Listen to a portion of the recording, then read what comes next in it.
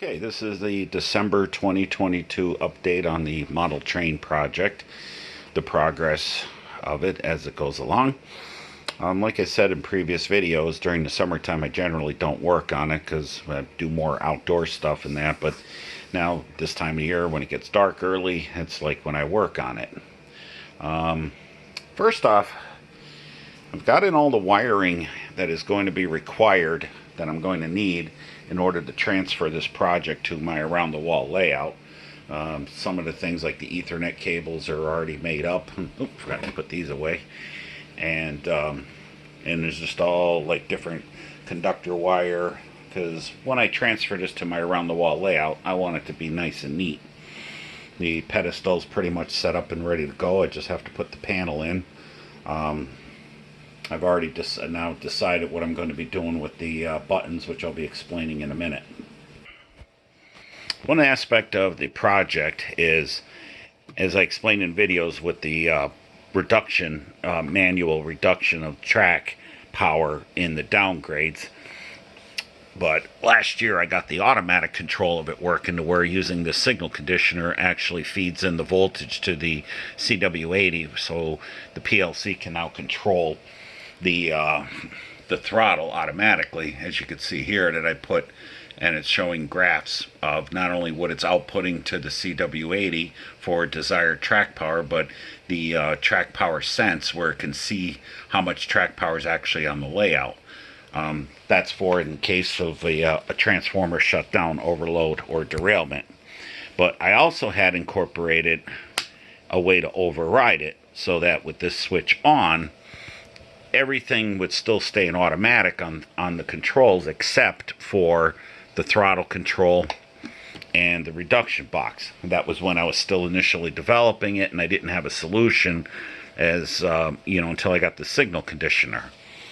But now the reason why what I have done is I now made a wire, an input back to the PLC to indicate when this relay is overridden, which this handles the automatic and manual control of the throttle.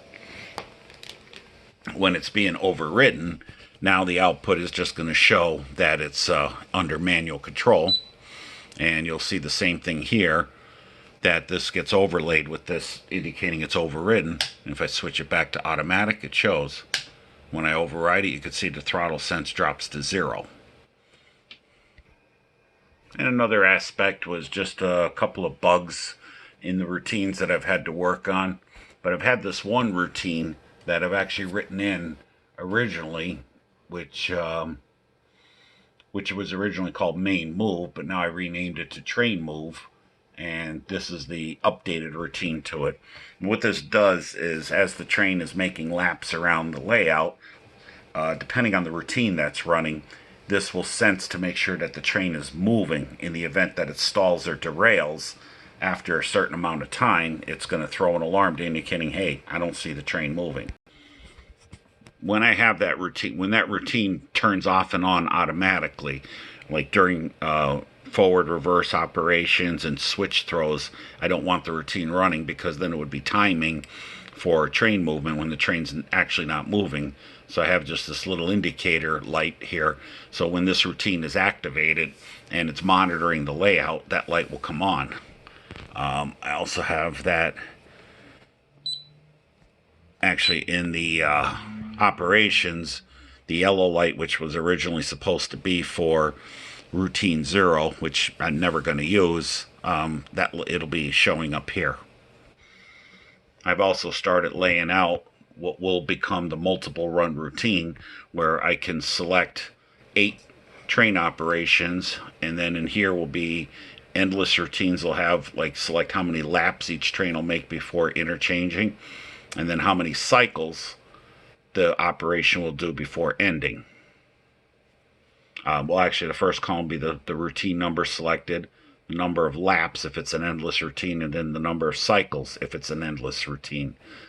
This will be a very complicated routine, and this is just like getting the layout and like the variables and stuff set up.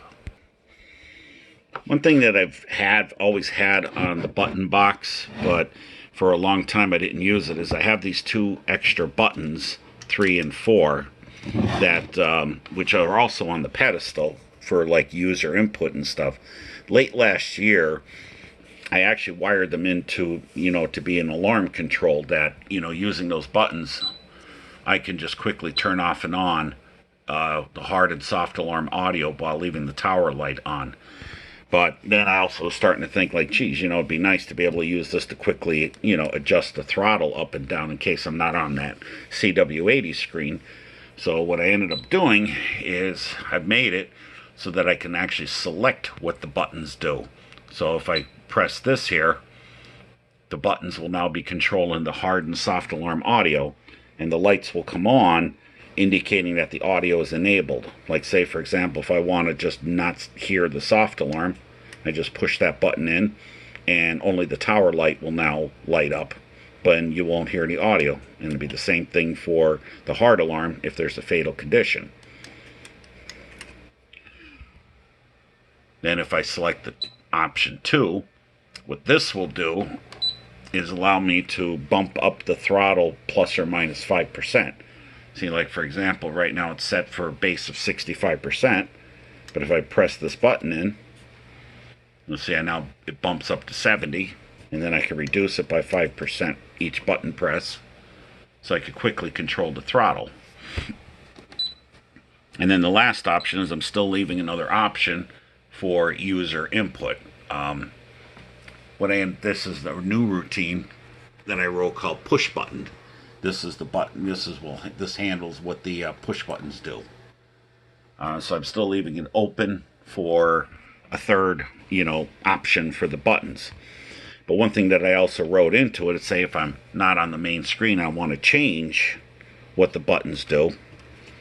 If I press and hold both buttons in, it will actually flip and change the buttons. And then when they're changing what they do, the buttons will blink for the appropriate amount of times. Like say for example, right now it's showing that it's in the enabling and disabling the audio alarm.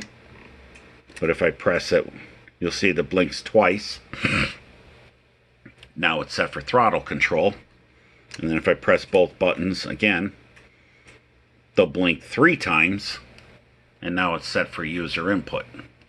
So for right now, this is the update, December 2022 updates.